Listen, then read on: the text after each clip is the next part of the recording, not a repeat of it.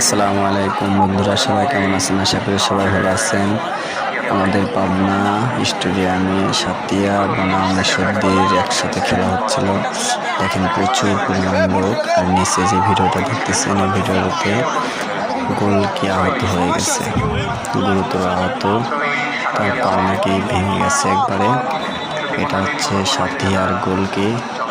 দেখেন এই হলুদ জার্সি হচ্ছে ঈশ্বরদী, আর এই আকাশি কালারের জার্সিটা এটা হচ্ছে সাথিয়া।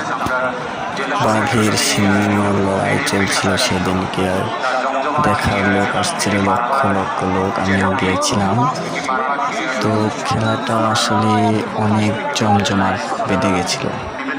আর ঈশ্বরদীর প্লেয়ারগুলা সাতিয়ার প্লেয়ারের উপর অনেক আক্রমণ। দেখেন ঈশ্বরদীর গোলকিপারটা মাঝখানে চলে এসেছে, প্রচুর পরিমাণে অ্যাটাক করতেছে সাতিয়ার উপর।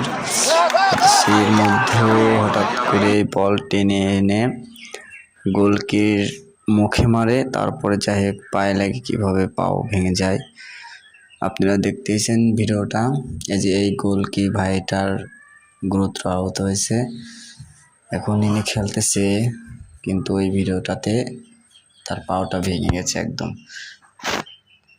ভিডিওটা সবাই শেয়ার করবেন, সাবস্ক্রাইব করে পাশে থাকবেন, যাতে নতুন ভিডিও আপনাদের মাঝে আবার পৌঁছাতে পারি।